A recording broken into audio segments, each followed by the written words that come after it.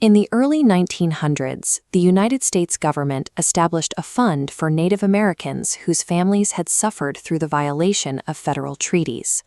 Thousands of people applied, hoping to prove their indigenous ancestry.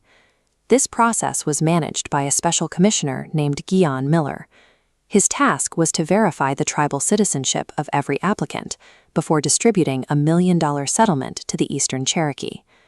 Within the massive pool of applicants, one specific group stood out.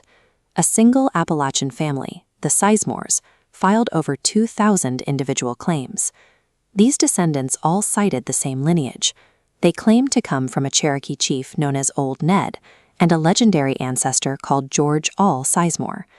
After a multi-year investigation, Guion Miller reached a startling conclusion.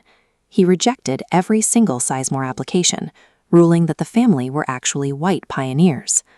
This leaves us with a difficult question. Did the government systematically deny 2,000 people their heritage to save money? Or was this a massive, coordinated attempt to rewrite a family's history? To decide these cases, the government audited every applicant against established historical roles used to verify Cherokee citizenship. Investigators looked first at the 1835 Henderson Roll, the definitive census of the Cherokee people.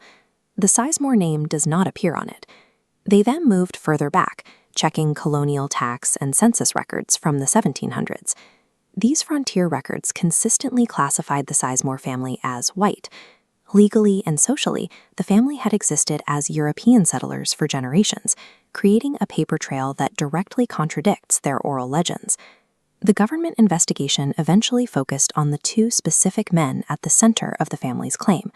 Old Ned Sizemore was not found in any tribal record.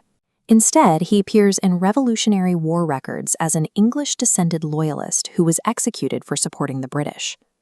The other figure, George Sizemore, was supposedly married to a Native American woman named Agnes Shepherd.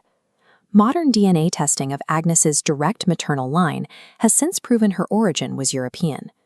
Under genealogical and genetic testing, the stories used to support the $1 million claim fell apart. However, recent biological testing has added a twist that the 1906 investigators couldn't have seen. When modern male Sizemores tested their Y-DNA, they discovered a genetic signature known as the Q haplogroup. This specific marker, located on the Y chromosome, is a definitive biological indicator of Native American paternal ancestry. This lineage traces back to the very first Sizemores in the American colonies. William Sizemore arrived in Virginia by 1619, long before the family moved toward the Appalachian frontier. This genetic encounter happened in the mid-1600s. By the time George All Sizemore was born in 1750, a century of frontier life and intermarriage had passed. The family did have a Native American ancestor, but by the time of the Cherokee treaties, they had lived and identified as white European settlers for over 100 years. The thousands of applications submitted in 1906 were the result of a long process of cultural drift. Over many generations, the memory of a distant 17th century ancestor slowly evolved into more recent stories of Cherokee chiefs and kidnapped boys. The $1 million government fund encouraged families to solidify these casual stories into formal legal claims. This case shows the friction that occurs when modern DNA results are used to define an identity without looking at the historical record. The historical record identifies the Sizemores as frontier pioneers. Their history is documented in the census books, courtrooms, and family farms of early Kentucky. Historical identity is built on a family's documented history, culture, and legal standing within their community, rather than a single genetic marker from the distant past. Thanks for watching.